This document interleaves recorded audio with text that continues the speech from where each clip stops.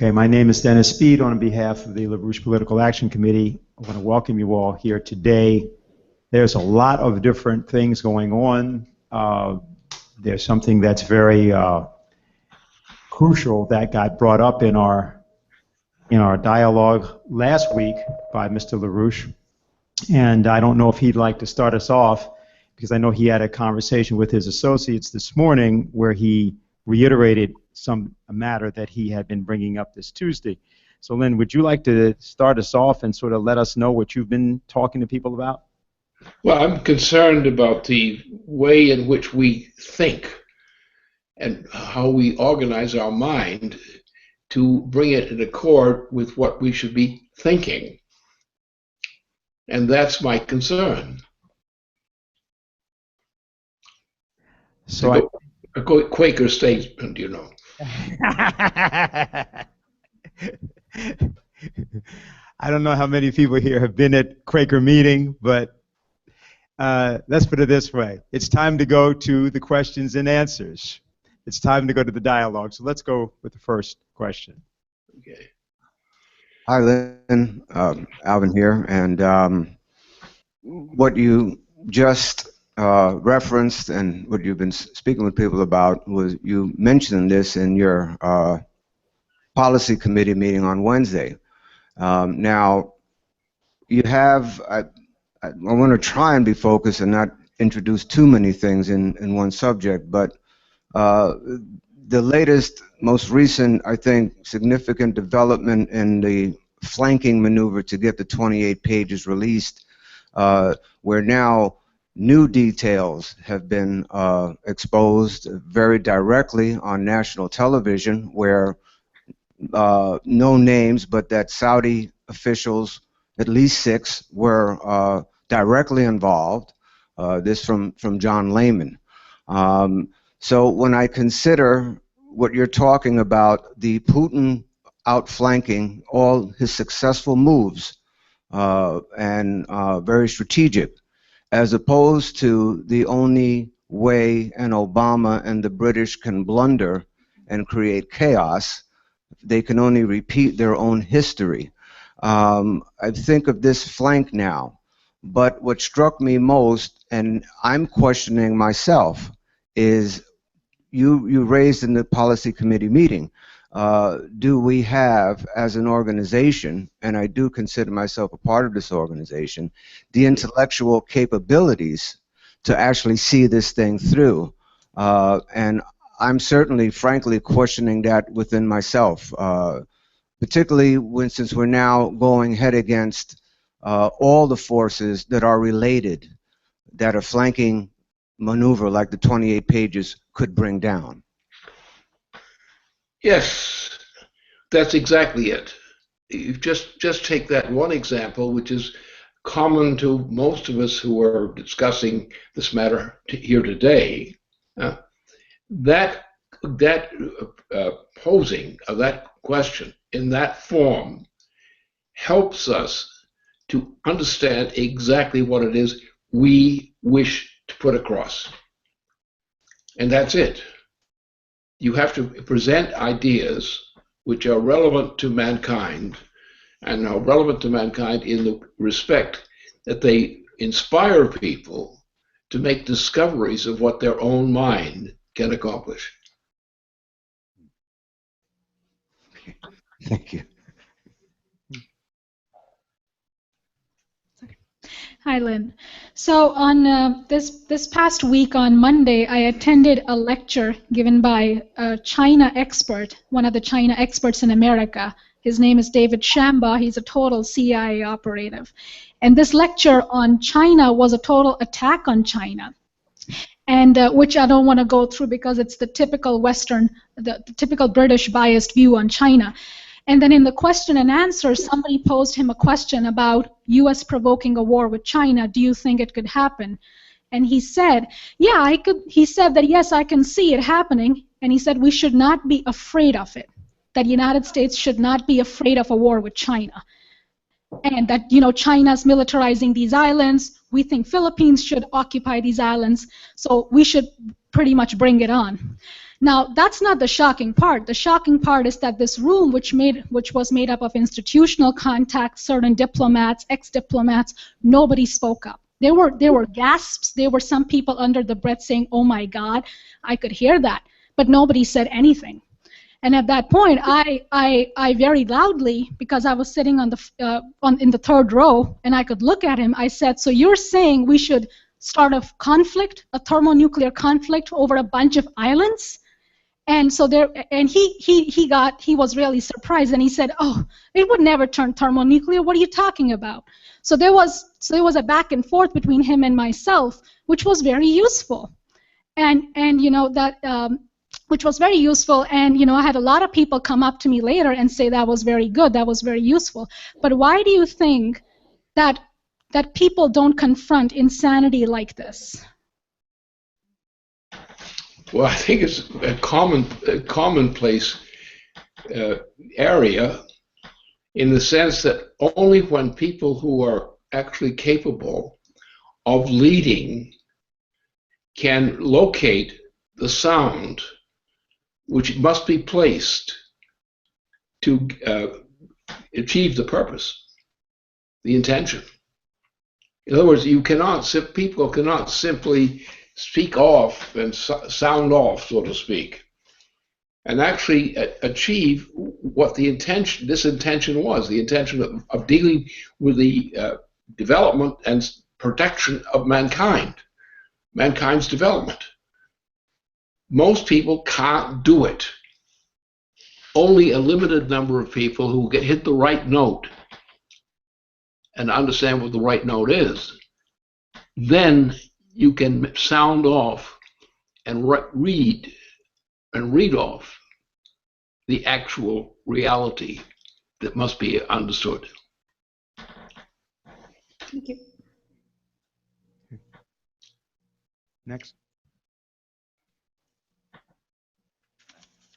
Yes, Rob from Staten Island. Now, they have, you hear me? They have the unemployment rate, but what's your take on what the actual unemployment rate is as compared to what they have officially announced through the press, and then the quality of jobs that are actually being offered to people out there? Take the consideration of the number of people who are committing suicide who were once working people. Take the number of people in that category who are killing themselves without knowing exactly why, but just knowing they got to kill themselves. And that's what the problem is. That's the idea of how do you get freedom under the conditions of Benjamin Franklin or someone like that? How do you get freedom? You get freedom by placing something which has an effect on the development of mankind and mankind's power to create good. That's what the issue is.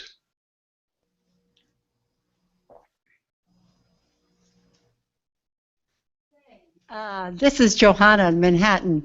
I was so glad you said we have to be on the right note, because my question in the EIR, Victory Over Fraud, the caption on the bottom, renowned Russian conductor holds concert among ruins of Palmyra in Syria. And I was inspired to ask the question of the musical support that is being done in the community of Manhattan to do the program that we're intending to do in September for the 9/11 concert with the Mozart concert. How you see this connection with this concert that was given in Russia? Well, the point is, you have to look at Putin, first of all. Without understanding what Putin represents, you cannot really understand these particular kinds of aspects of the process. And now remember, Putin came into a potent position at the same time that I was doing the same thing. Now, I was not doing it in his name. I was not repeating what he was saying. But I was running an independent operation which paralleled him in what he was doing. So we came to a kind of resonance which was never expressed openly. And then I completed my mission, went back and went to observe what he was doing. And I can tell you that Putin actually, who is related to his attachment to the murder of his family group, and he had this kind of strength, of great strength, intellectual strength, to say even my ancestors who may have been killed, been destroyed, nonetheless, what they represent is something still powerful, beyond the reach of ordinary people. And that's what the principle is. In other words, Putin has a conception built into himself by the virtue of his understanding of the sacrifice formed by his own family, who were victims of a mass killing during that particular war. He continued that process. And I watched him as he did it at the various points I got into contact with him and his associates. I began to get a resonance of what was wrong with some of the associates that Putin had from various other people, and why he was not too happy about the way that some other companions of his were working. And the point is, he has demonstrated the ability to create something important. And you see it as happened, is continuing to happen. And you find forces in China which are trying to respond to the same kind of thing. Infectious. It's a musical resonance that seems to be propelling people to participate. And I just want to thank you for all the efforts and all the support that you are bringing to the group, the singing group in Manhattan, the Schiller group. So thank you so much for your answer. Well, thank you. Hi, Mr. LaRouche. I'm Doug Westmoreland from Manhattan. That was my wife. Yeah. You know, I was doing my income tax a few weeks back, and I noted that it's a legal tax deduction for teachers to buy crayons for their classroom, which says an awful lot about United States poverty with respect to what they think of public school system. And we almost need, in some sense, a Manhattan Project for public schools, or we're going to have to do something else. And yet we have this other concept where Bernie is saying, hey, let's take it to the next step and make even college education free. So I was wondering what was your policy and what you were thinking about, you know, this whole public school system and kind of the tragic state that it's in. Well, globally, in terms of the United States, the school system has been almost totally destroyed. That is, the integrity of the school system has been destroyed. Because, you know, the idea was, how could a child in a classroom actually come to understand as if, oh, yes, now I know what you mean. And you get the various kinds of students in the classroom would withdraw from saying that, or would jump in on it. And so what's happened is we've lost the ability to teach, because we are not teaching. We're throwing people at something and ducking on the reflex. It's not really good. It's not really science. It's not what we mean by science. Yes, I agree. Now, what you should say, the standard that you want to use now to understand exactly what all these good things mean is the memory of Albert Einstein. He's the only man in his lifetime who was able to achieve the needed effect. And now they're saying, oh, we discovered Einstein. We discovered Einstein on this. We discovered Einstein on that. It keeps rolling around. But it wasn't that way. He embodied it. He embodied it. And the whole problem here is it's necessary in education of children, in the development of discovery of what the human mind can do. These are the things which are important.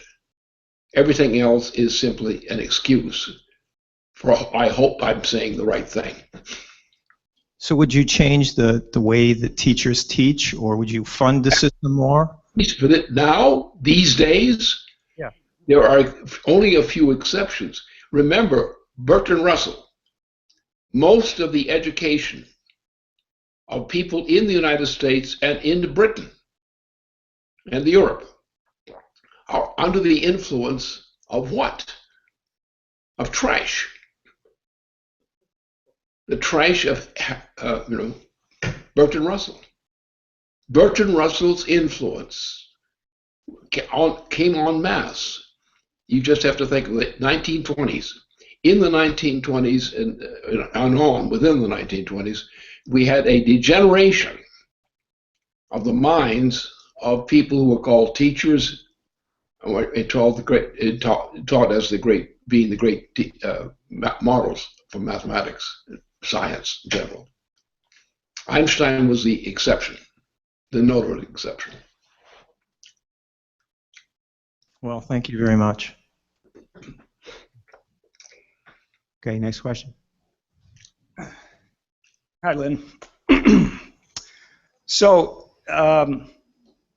it occurred to me that when you were discussing what victory really looks like, that victory is not a victory over an enemy, but victory, especially in these sorts of periods, only occurs through the uplifting of the self-conception of a people.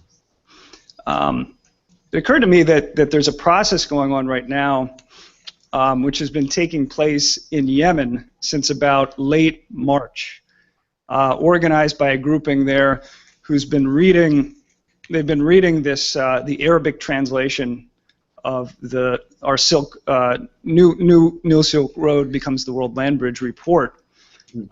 And this has very quickly, Hussein Askari has been involved in this, but this has very quickly become the only source of hope for people that have been subjected to a process, absolutely genocidal process by the Saudis, the British, and Obama, needing to discuss what the country of Yemen is going to look like with a reconciliation process and a rebuilding process of this country, for Yemen to become part of the New Silk Road, to become part of the process that's now come out of China to create peace through economic cooperation. So this is really, I mean, there were people I know that are from Yemen who thought that this was highly impractical, who thought that they couldn't exactly make sense of it, but this has now brought the country of Yemen to a point where this has actually forged the basis of optimism for potentially a reconciliation process within this country of Yemen. Yeah. And it's brought in the participation of ministers from the government. So I just wanted to see what your thoughts are on this, because it seems to me this is the very sort of thing that Putin did in Palmyra with the concert. Well, it's what Putin does generally, really, and it's what we have to do. So, just wanted to. I know, I've been there. I was actually operating vis-a-vis Putin at the time that he was reaching power, and so I was running in parallel with Putin on that account, on the issues of that account. And then I completed my performance. This was against the forces of evil there. And at that point, I was coming out of a problem, a medical problem. So at that point, I finished my contribution, and based my basement on that contribution on the fact that he was doing such an excellent job. Said this guy is actually doing what has to be done. And since I was out of pocket at that point and the conditions, I still health problems at that time. I just happily said, this guy is doing the job. He's doing the job that needs to be done. He's carrying out the mission that needs to be carried out and developed. And from that point on, I was, since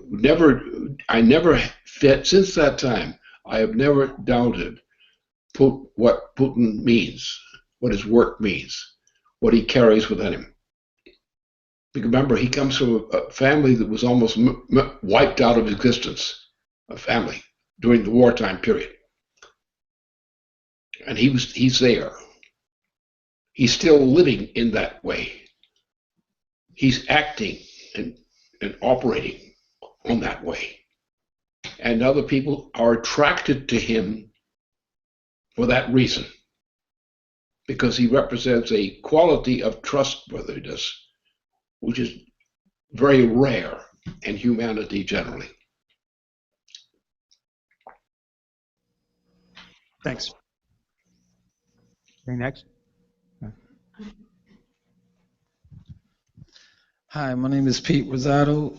I just met Judy 2 days ago in Wall Street. My question is about, I want to get your opinion on the personal income tax, and I'm doing research on it on my own for a little while now, and it's recently brought to my attention that it was more than triple the corporate taxes, and with the economy the way it is and everything else, would you have an opinion? Do you something should be done about that or anything of that nature? I don't think that'd work. I think there's another different way to go. Way to go is to recognize what the principles have to be of Alexander Hamilton's principles. Cancel all the other principles. Cancel them. Go back to Alexander Hamilton's principles. And that is the foundation on which the United States was created by Alexander Hamilton, and was not successful by anybody, really, except Hamilton. So forget all this junk. Forget all these stories and noises you get. Forget them. Thank you. Alexander Hamilton is still the touchstone of what the meaning of the United States is. Thank you.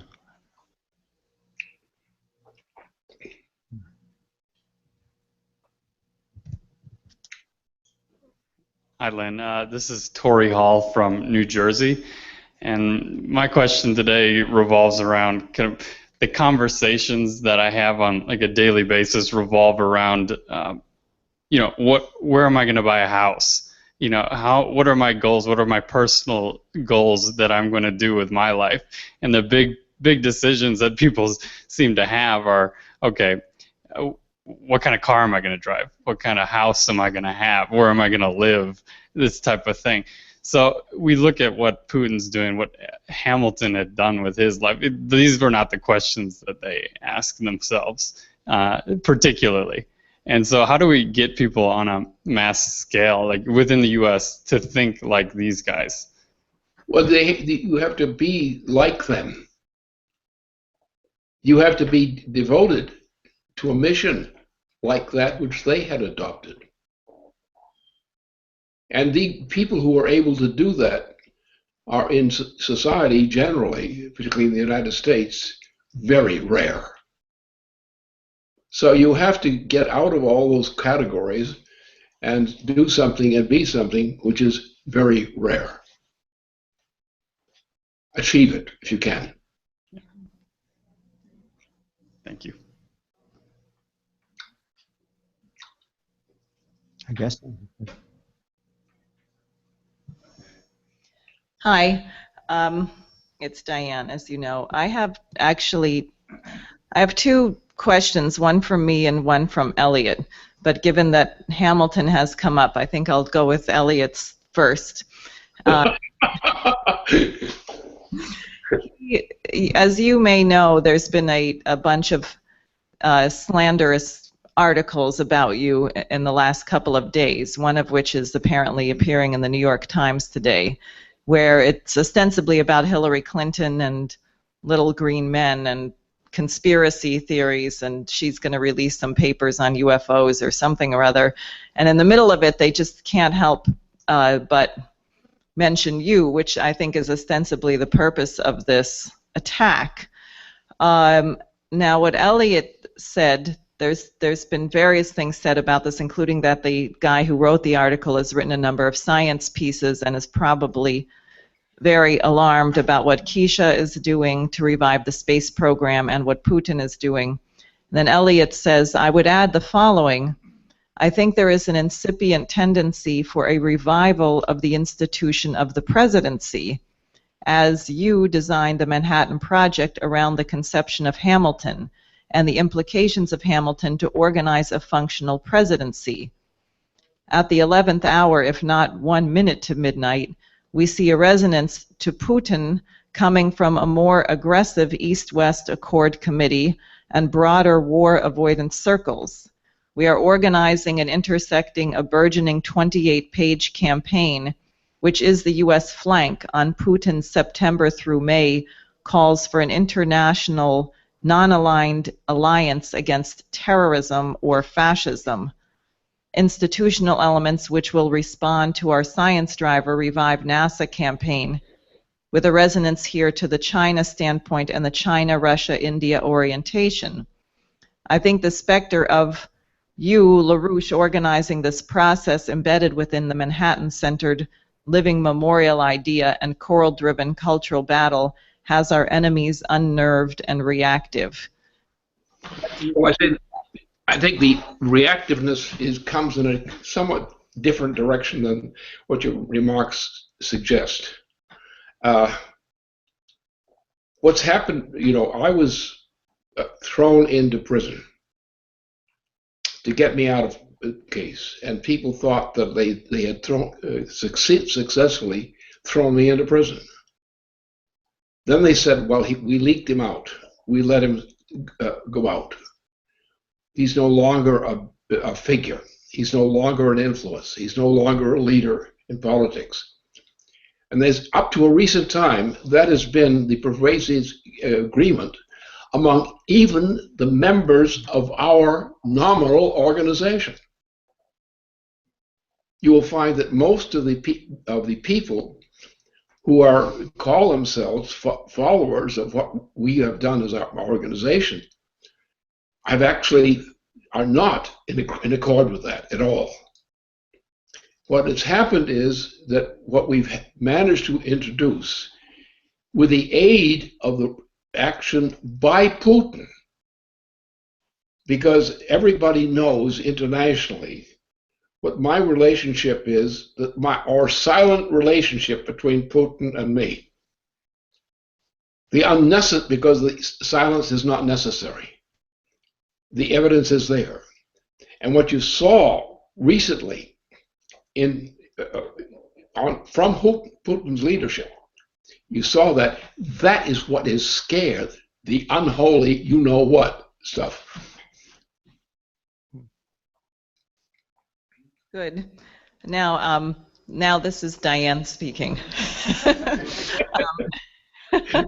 So my thinking, and even just hearing some of the discussion here so far today, is that the process of the possibility of getting at the truth of what happened on September 11th is something that will be extremely liberating to the American people, because through fear and demoralization, people have tolerated, they've gone along with some of the most hideous policies from the U.S. government, and they've tolerated hideous crimes internationally, which they wouldn't tolerate if they were in a more liberated state of mind.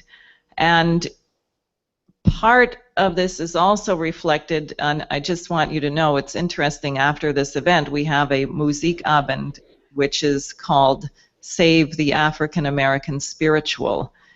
And we are getting a very interesting response to this program, where we're getting emails and phone calls in much greater numbers than we have before, from people like one person who was an accompanist in the Midwest who worked with Bill Warfield in the past, who said, I'm very excited to see that you're doing this program. I'm sorry I can't attend, but we should be in touch about this. So it just seems to me that there is a real potential to break things open in the United States, and I think there is a potential around this question of getting to the bottom of what happened with 9/11, so that people don't have to act like somehow it was irrelevant or it didn't affect things in the last 15 years in this country. So I don't know what your thoughts are on this. I would say that the people have been afraid of Obama. Now they are terrified by Obama. They're no longer afraid of him. This is very important, because it's only to the degree that Obama, as an agent of the British monarchy, has been able to terrify Americans in particular, and also other nations, that suddenly, because of this thing, because that Obama is terrified, that all the people that admire Obama, like Hillary Clinton, she's an agent of Obama. She made herself an agent of Obama. Other people have made themselves agents of Obama. And he's a satanic figure.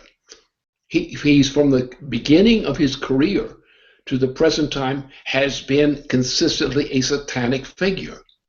He's known popularly in relevant circles to know that people are being murdered regularly on Tuesdays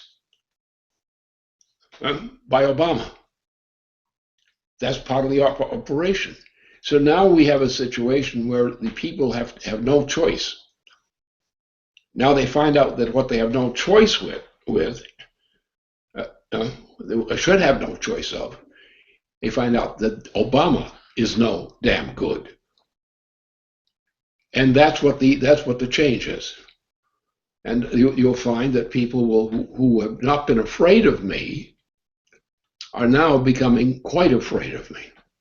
Mm-hmm. So I'm content with that. Good, thanks.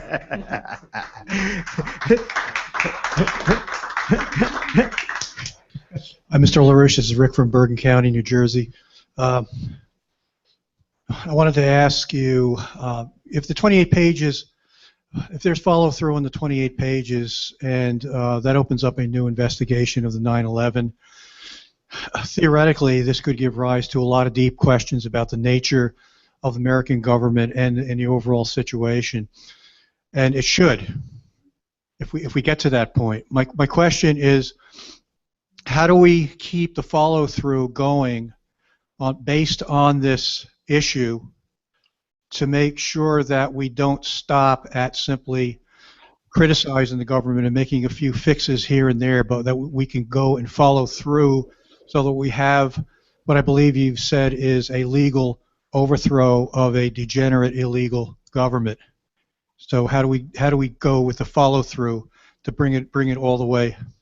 It will work. It can work. Putin's victory. The idea was, Putin is going to be defeated. He's going to be defeated today. He's going to be defeated tomorrow. He's going to be defeated yesterday. And what happens is Putin progresses. The others are being defeated. The forces in the world are opposed to Obama. They're opposed to the leading forces in Europe. Most of the leading forces in Europe. The leading forces in Europe, like in Germany and so forth, there's a certain sinking effect of degeneration, which has hit Germany recently. They don't have guts anymore.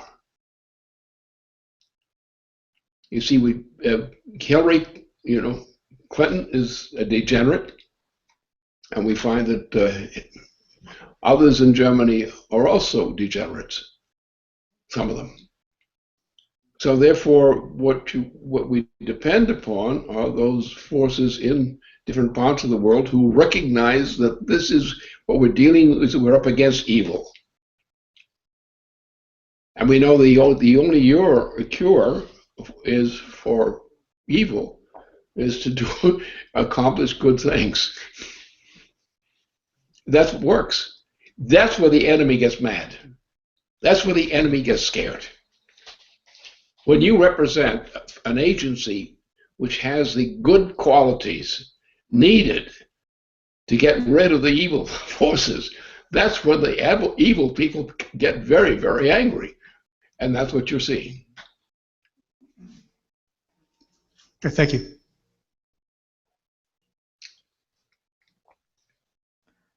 Next question. Oh, okay.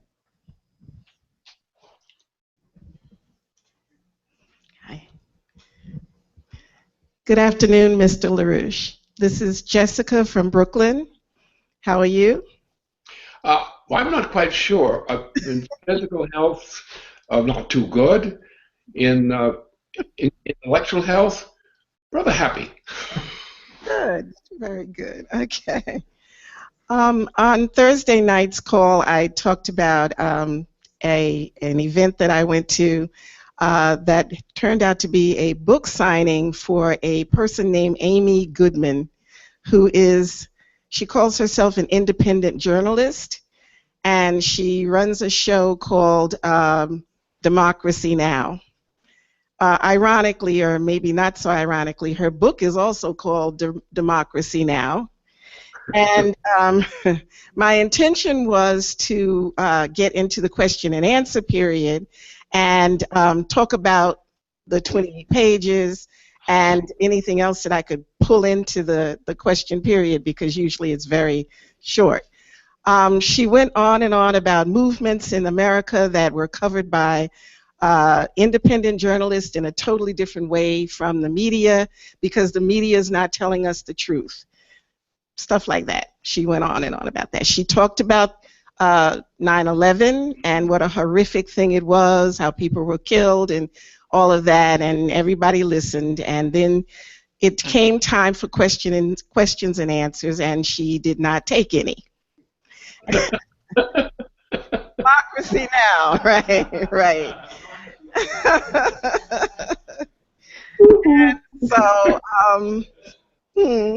And so what happens when I get a little perturbed at these things is that I say, wait a minute, you're not taking questions and answers. However, you're talking about 9/11, and you haven't mentioned anything about the families of the victims or the 28 pages, or even something that's been in the news very recently, that media rag that you were talking about, you're not part of, about the Saudis being involved.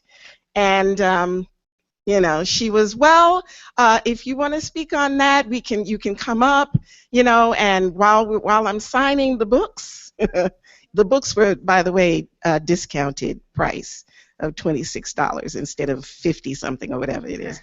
And so while she's signing the book, she'll speak to me. Well, that broke open a thing, and then someone got up and said, well, what about the Verizon strike? And so of course I'm a troublemaker. So I get up there to the book signing line, and I did talk to her, and I gave her our information. I gave her 5 things in particular, and that talked about the British involvement with the Saudis, and she seemed very nervous. Good. So this independent journalist, I think, is a fraud and a coward. And there are some really good independent journalists out there. There's one man named Jeremy Scahill, who actually denounced Hillary Clinton for her role in Benghazi, and that was on a cable TV show last night called, well, people know Bill Maher show. I think it's Real Time with Bill Maher. And another person on that show was Bob Graham. So even though Bill Maher is an avid, rabid supporter of Obama, he just loves him to death. He did have two really interesting, truthful people on his show, and you could tell he was hating every minute of it. So what I'd like you to comment on is, first of all, the intervention being a door that opens us up to the audience. That is what we really want to reach. Not so much the silly person on the stage, but a lot of people came up afterwards to talk about what I was saying, and we educate people. The other thing is, would it be useful to contact some of these independent journalists, maybe not her, and continue to steer them in the right direction, and maybe this will come out more in the public, because there are a lot of people that listen to these types of shows and the real independent journalists. Well, what you can expect as a productive resonance is exactly that, is a resonance which touches various people automatically. In other words, people who are responsive to reality do not generally go around with some kind of this and that and this and that. They simply are real. They're convinced that they've heard something or felt something from inside themselves, and they want to rise in resentment against this fraud. And that's the way you can win. You can't win by trying to pound people into conveying them into saying what you want them to say. What you've got to look for is the resonance among people who, once they have heard what you're saying, that's when you see the response.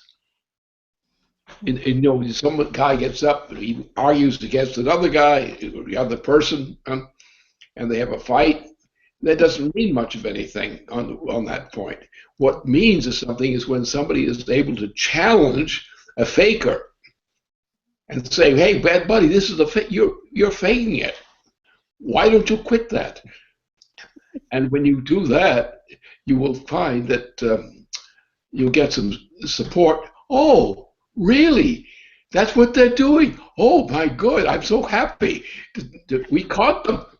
We caught them in the act. Thank you. Yeah.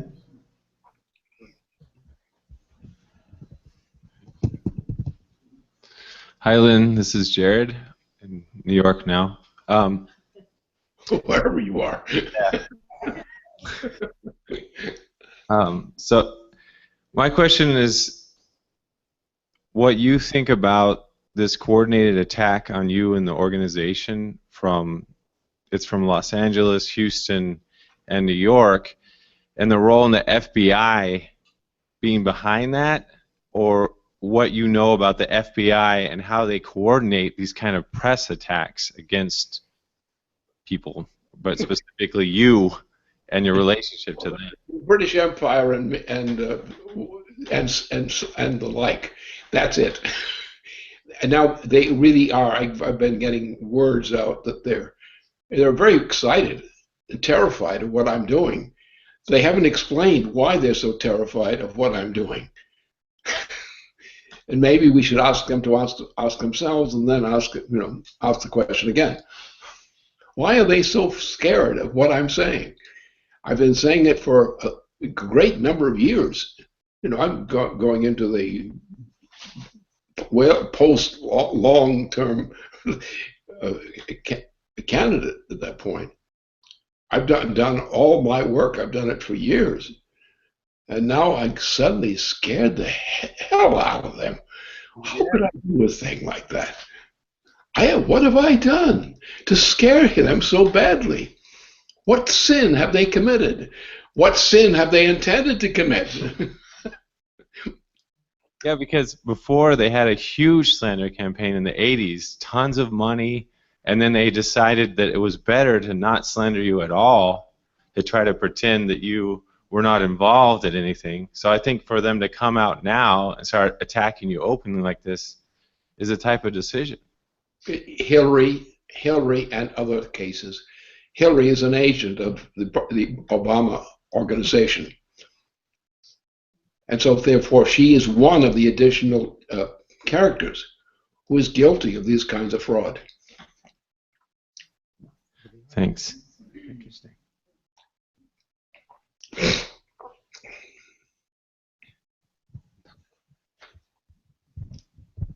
Hi, Lynn. This is Daniel. I want to tell you a story to sort of follow up on this discussion that is indicative of something that's going on. And this is a story I'm telling on behalf of our shared friend Christopher Sayre, because Chris was leading a public demonstration of our organization in the streets of Manhattan this past week. And something very interesting happened. A man was walking by who happened to bear a keen resemblance to CIA Director John Brennan. And Chris looked at the guy and said, "That looks exactly like John Brennan." So he called out to him, naturally, "Do you think we should jail John Brennan for covering up the 9/11 28 pages?" And the man comes storming over with fists clenched, and he says, "Screw you. I'm John Brennan's brother." And so Chris went after him and said, "Well, why is your brother covering up for the Saudis on this 9/11 point?" And he said, "He's not doing that, and if you want to settle this over there, let's do it." So Chris said, "All right, well, now I can tell you are John Brennan's brother, and do you want a leaflet?" And the guy pointed at Chris and he said, "Your life is about to get a lot worse." And then he walked away. And so I just want to bring that to people's attention, because what it struck me, one, the incredibly impotent rage of this individual and what he represents. And also, I thought it was a reminder of how significant it is that we have a continued presence in the streets of Manhattan for your representing your organization. Yeah. And they've become much more active in the past week. I don't know how that happened, but it happened. Which means that they're terrified of me. Yes. And since a long time that hasn't happened. Now it's come out again. They thought that putting me in prison would keep me under control, neutralize me, and it didn't work.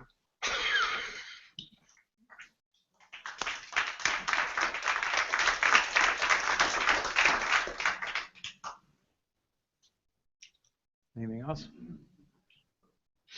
Yes. Okay. Go ahead. Good afternoon, Mr. LaRouche. It's Patrick from Greenwich, Connecticut. I'm sorry I'm late. My limo driver got lost. But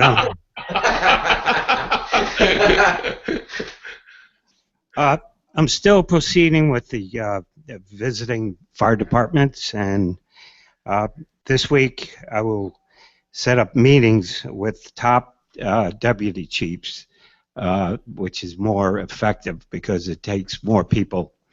And I have a couple of good prospects. So anyway, in Greenwich, I've been pushing leaflets on the 28 pages and Glass-Steagall. And people are really frightened of what's going on. So I'm getting more and more people to ask questions and not just, say, okay, I'll read it when I get home. And they're more interested in what I have to say now, because they see what's going on, and they're fearful. So I'll continue what I'm doing, and how does that sound? It sounds pretty good. And I can feed back to you something else on this thing. The situation is such that what I represent, not as what I represent as such, but what I'm doing internationally with my relationship to people who are related to Putin, people who are supporters of Putin or regard him as a value. Like we have friends in various parts of Europe who have the same kind of outlook. Now, what's happened is that the Putin has suddenly been exposed as the greatest danger to Satan on the planet. Maybe Satan was frightened. I don't know, and they were getting some of that fear of me to be a fear of, fear of in defense of Satan. I know it must be Satan because only Putin and will attack Satan much these days. But I think that in fact a lot of people are scared, and they're scared not of me. Remember that back before I went into prison, was tapped into prison, that was the last time they really went after me. They thought that it was all fixed. Now, recently, they've had a new reaction. They're terrified of me. And that tells you what the score is. What's the score? The score is Putin. That what's happened is the forces in Europe, of evil in Europe, have recognized that Putin is on top. He's in top and on top in terms of the threat of warfare. It has been demonstrated repeatedly. And it's been finally recognized that Putin remembers what was done to his family. And he's sticking to the cause, not to get revenge, but to get victory. And that's where it is. The European circles are terrified of Putin. His achievements recently have terrified the enemy. And the best source of strength we have is to just mention once in a while, hey, did you realize that Putin is in the lead? That would do it for them. On the streets of Manhattan, great stuff. Thank you very much.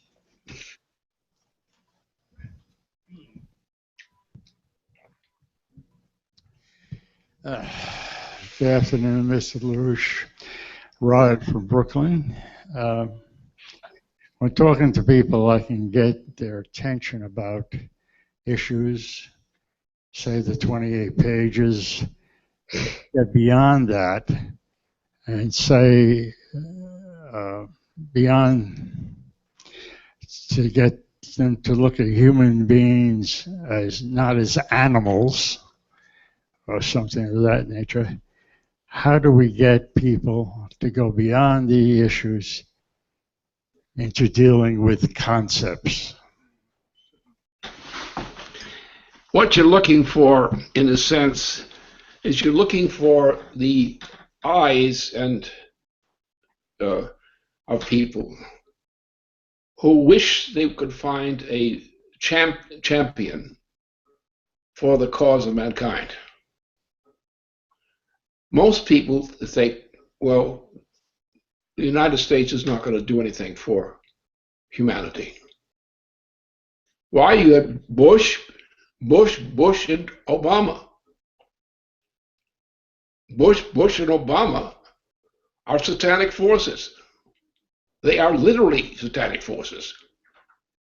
They have no right to be in the presidency. Obama is a killer. he spent much of his time on Tuesdays in the mass killing of his victims. He murdered people en masse, again and again and again. He is a purely satanic creature. A characteristic in him which he got from his stepfather. His stepfather was a mass killer, his career. And he's evil. Obama is pure evil. He is Satan's agent in all kinds of characteristics. And as long as Obama is allowed to rule, then people en masse in the United States are going to be killed. And killed in other areas as well.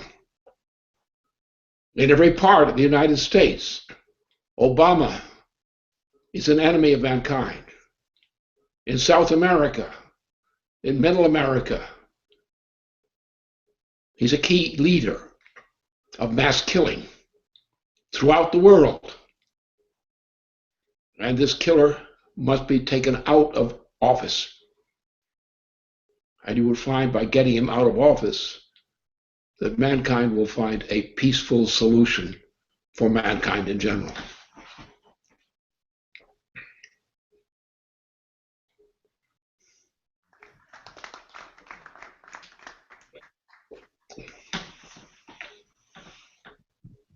Hi. Good afternoon, Mr. LaRouche. Sorry, morning. I have a question regarding the BRICS. Recently, you have the president of Brazil, Dilma Rousseff, has been suspended of function. You have also another attack on South Africa, President Zuma. I want to ask you, which is a question maybe might be answered because I got my thought about it. It's a direct attack on the BRICS. Do you think that by attacking the BRICS, do you think that the British Empire probably significantly have a victory over it, or all the nation need to join now? Well, I would say that the two areas which I have the most intimate acquaintance in South America, for example, is in Brazil.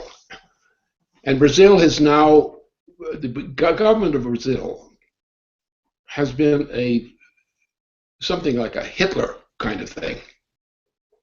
Most of the people in Brazil, used to have been reasonable in terms of representing that nation.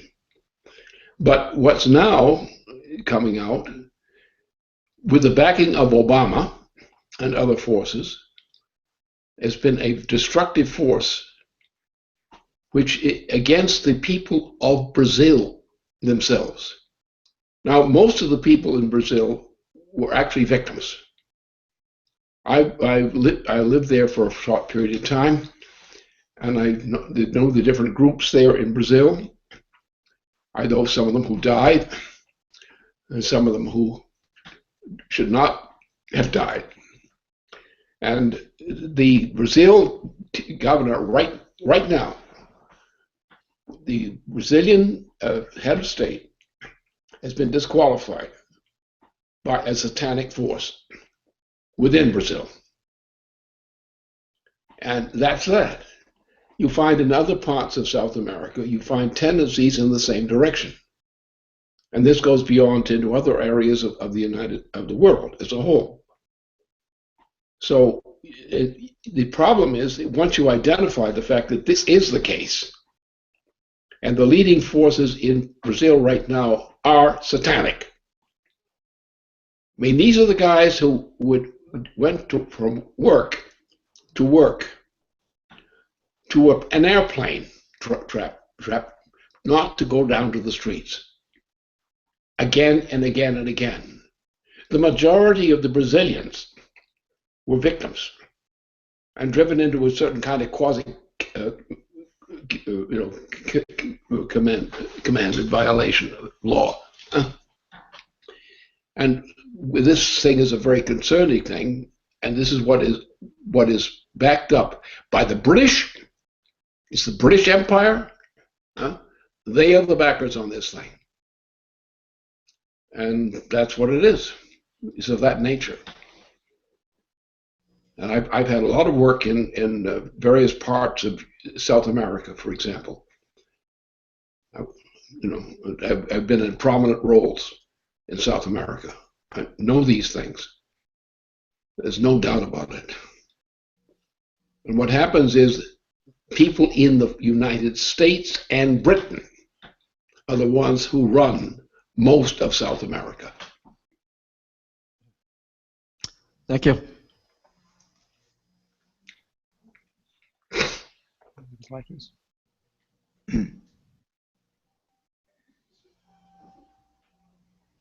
We'll see for a minute, Lynn, if there are any other questions, but I want to bring something up here. I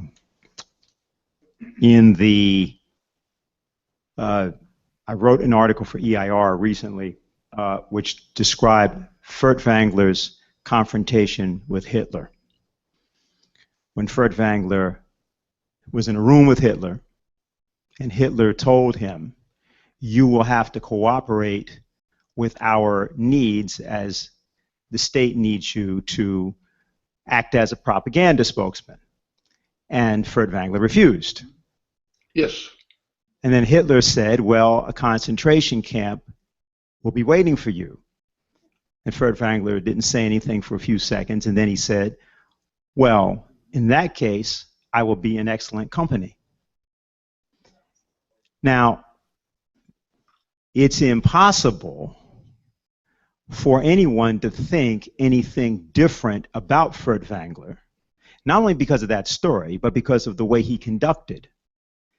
And the thing I wanted to say, you've pointed out and keep emphasizing, this individual and his power as a musician and his uniqueness as a creative mind.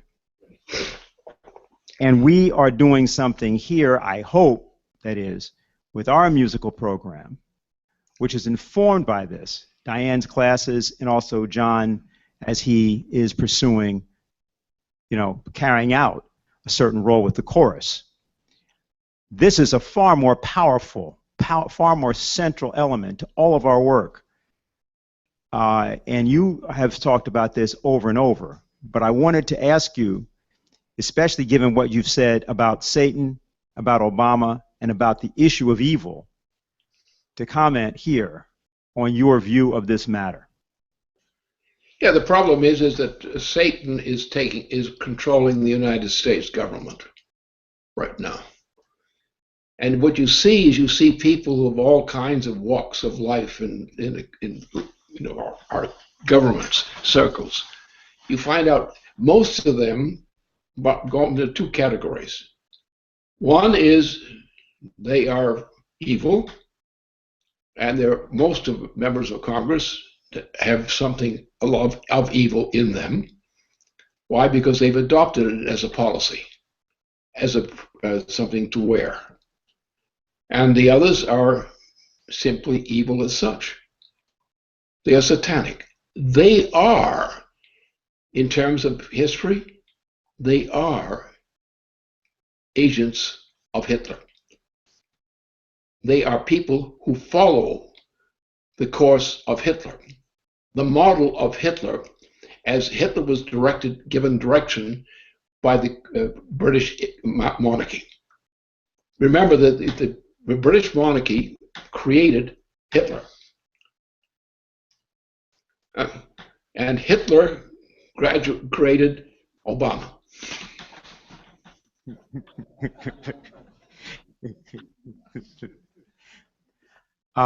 So are there other questions? If not, I have a follow-up. Obviously, the Manhattan Project was designed by you to free yourself and the organization of your immediate location there in Leesburg and the South. I think we have at least preliminarily succeeded in creating a breakout, but it can be improved.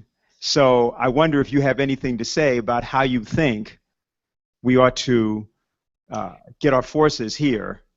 Well, my answer is that when I get the kinds of attacks that I'm having put on me from within what was considered our organization, I know that the enemy is parked nearby.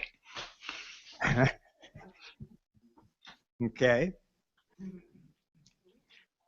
Yeah, this is the discussion I wanted. This is good. Are there any other questions? Nothing else? Well, it looks like those are all the questions for the day, Lynn. Would you have anything else you'd like to say along those humorous lines? They're not humorous lines. They are justified lines. They're the entertainment of the sublime. Yeah. Okay. So I guess that's it. No, not you, Bob. All right, Lynn, we're going to close out for today. Thank you, and we'll see you next week at the Beacon Hotel, by the way. We'll be back at our regular location. Oh, we'll get a lot more people there, right? Yeah, right, exactly. Okay.